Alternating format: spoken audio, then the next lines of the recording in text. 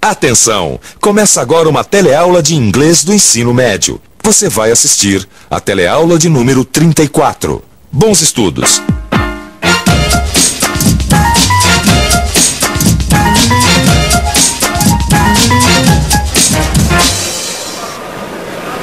Oh, hello! Com certeza você já ouviu falar na Snow White, não ouviu? Mas como será mesmo a história de Branca de Neve e dos Sete Anões? A Branca de Neve tinha um pai que casou com uma rainha. A rainha tinha muita inveja da beleza da Branca de Neve.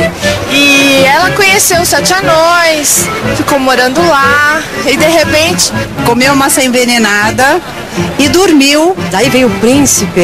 Aí ele resolveu dar um beijo na Branca de Neve. Aí quando ele beijou a Branca de Neve, ela ressurgiu, quer dizer, reviveu e foram felizes para sempre.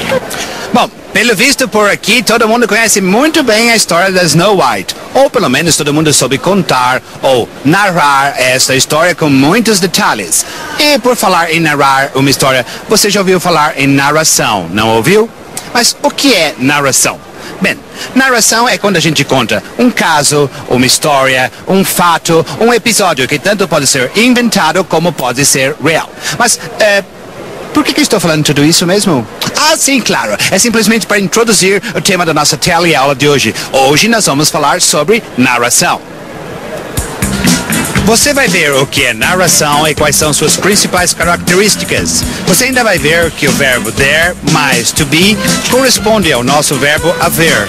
E na sessão Let's Travel Together, vamos fazer uma viagem até Washington, D.C., a capital dos Estados Unidos. Once upon a time, there was an emperor who liked beautiful clothes very much. That was the only thing he used to think about. But he did not realize what his vanity was costing the nation. He cared so much about his wardrobe that he had more tailors than soldiers. One day, two strangers arrived in the empire's capital city. We are the master tailors of a faraway country. We can make the most beautiful clothes in the world, they said. That is fantastic, the emperor replied. And they continued. Our clothes have the magical quality of being invisible to anyone who is stupid or unfit for his office. The emperor wanted these clothes, so he gave them lots of money. But the two strangers just pretended they were making the clothes.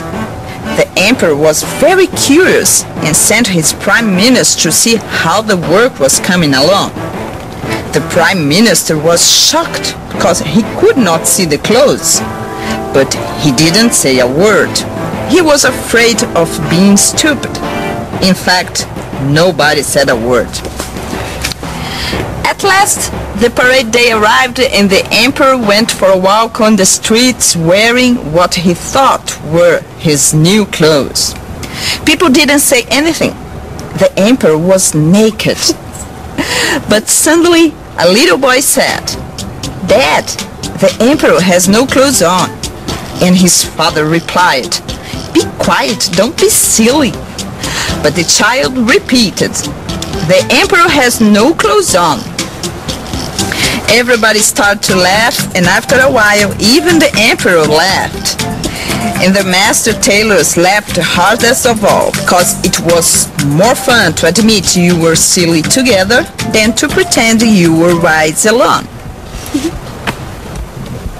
Essa história que você acabou de ouvir a Beth contar é uma adaptação de Andersen, um autor que organizou vários contos infantis através da narração oral. Esses contos se passavam no seu país. E a narração oral é de boca a boca e de geração para geração. É uma história de um imperador muito vaidoso que gostava mais de suas roupas do que do seu próprio reino. E aprendeu uma lição. Mas a gente só falou tudo isso para você perceber que contos infantis são também mais um tipo de narração. E o que é uma narração? Existem alguns elementos que estão sempre presentes numa narrativa.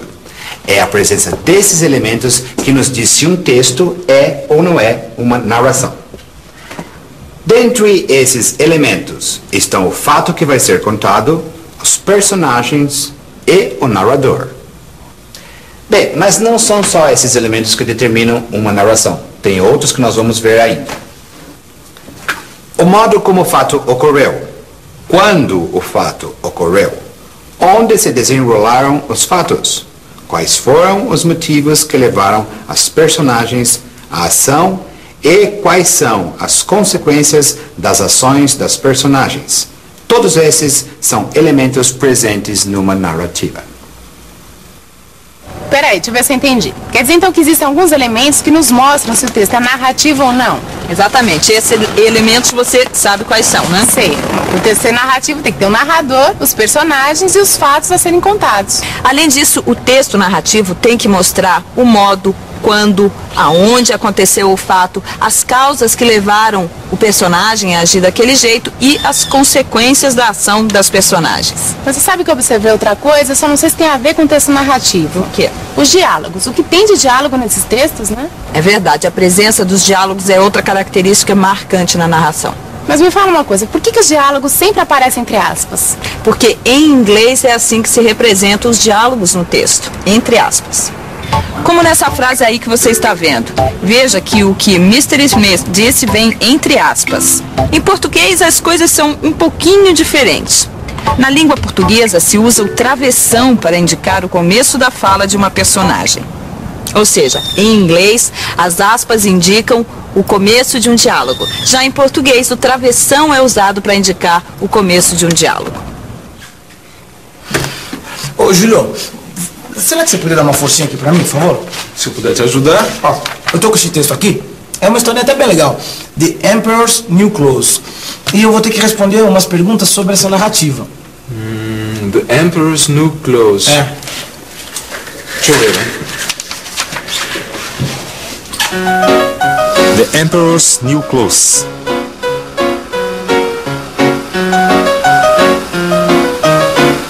Emperor, the people are hungry.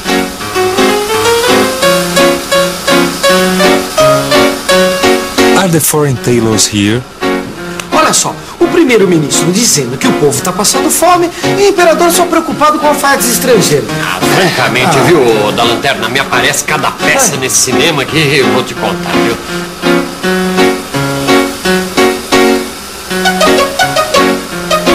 We are the master tailors of a faraway country.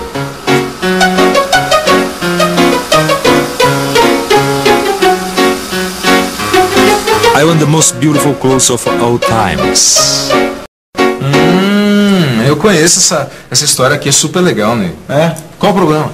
O problema é o seguinte, é que com base nessa história, eu vou ter que determinar as características de uma narrativa.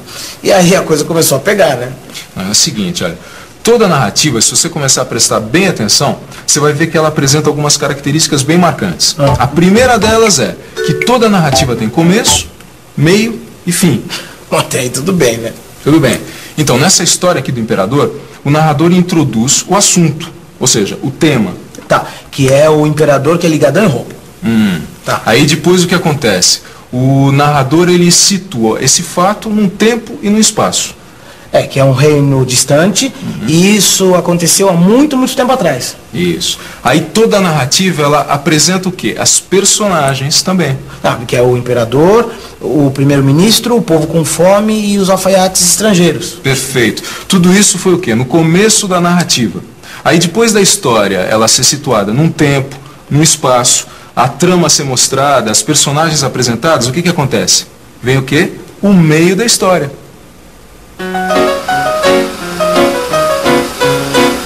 The tailors are here.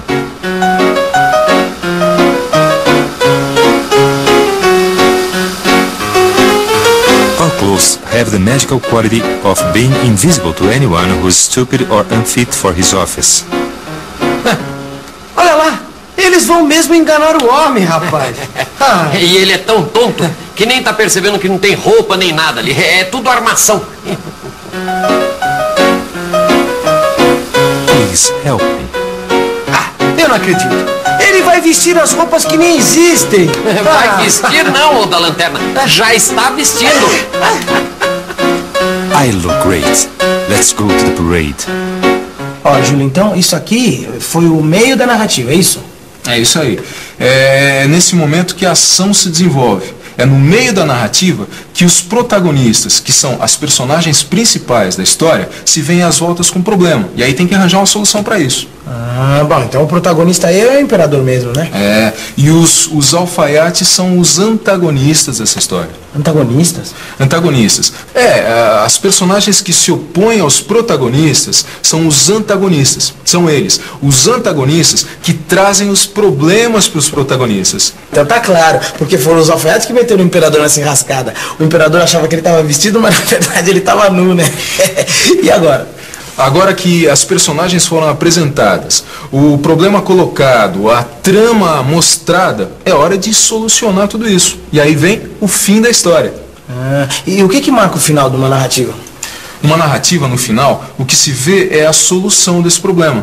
E como essa solução influenciou a vida dessas personagens.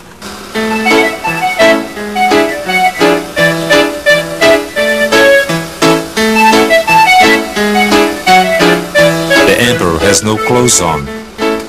Até que, enfim, alguém vai dizer pra esse homem que ele está pelado, né? Mas olha lá, não vão dizer não. Estão todos fazendo de conta que ele está vestido.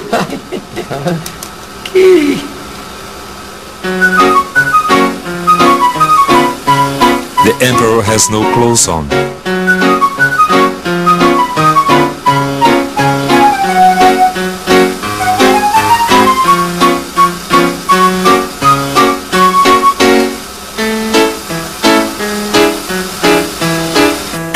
Então esse aqui é o final da história, que como você mesmo disse, trouxe uma solução para o problema e mudou a vida das pessoas, não é isso? É, isso aí. Agora você pode ter certeza que depois dessa vergonha toda, o imperador não vai mais ficar pensando em roupas invisíveis e tal. E nem vai ficar pensando só em roupa também, né? Porque o imperador tem mais o que fazer na vida dele. Muito bem, agora que você já está craque nessa história de narrativa, eu vou aproveitar esse nosso teleencontro para falar de um verbo em inglês que é muito usado. É o verbo there mais to be. A palavra there mais o verbo to be em inglês corresponde ao verbo haver em português. Este verbo não tem segredo, ele possui apenas duas formas, o singular e o plural. No presente temos there is para o singular e there are para o plural. There are pens on the table, ou seja, há canetas sobre a mesa. Mas existem outras coisas por aqui. Por exemplo, esta cadeira. There is a chair in this room. Bem, já que só existem duas formas para o verbo there mais to be, uma no singular, outra no plural, como você acha que vai ser a forma desse verbo no passado? Eu acho que ia ser muito fácil, não é verdade? No singular fica there was e no plural there were. Mas esse assunto do verbo there mais to be, eu tenho certeza que você vai tirar da letra. É só você fazer os exercícios que estão aí no seu livro. Combinado? Mas antes de conferir no seu livro como é o verbo dare to be, que tal fazer uma viagem para uma das cidades mais bonitas dos States? Vamos para Washington?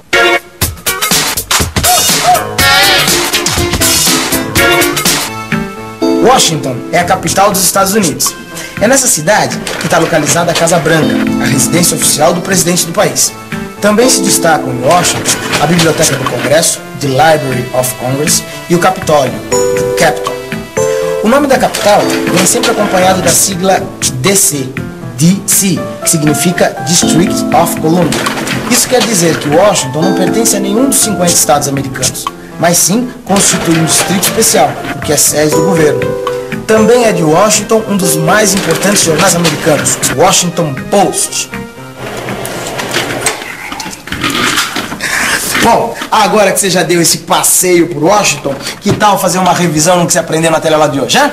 Vamos para a revisão. E atenção, se liga aí, que é a hora da revisão. Na teleaula de hoje, você viu quais são as principais características da narrativa. Você também viu que o verbo there mais to be corresponde ao verbo haver. E também conheceu Washington, D.C., a capital dos Estados Unidos. Muito bem, estamos chegando ao final de mais uma teleaula. E o que vai acontecer agora? Você vai pegar o seu livro e vai fazer todos os exercícios, certo? Porque repare bem, meu amigo, estudar sem fazer os exercícios fica muito mais difícil. Então você vai prometer para mim que sempre vai fazer os exercícios, ok? Combinado? Então até a próxima.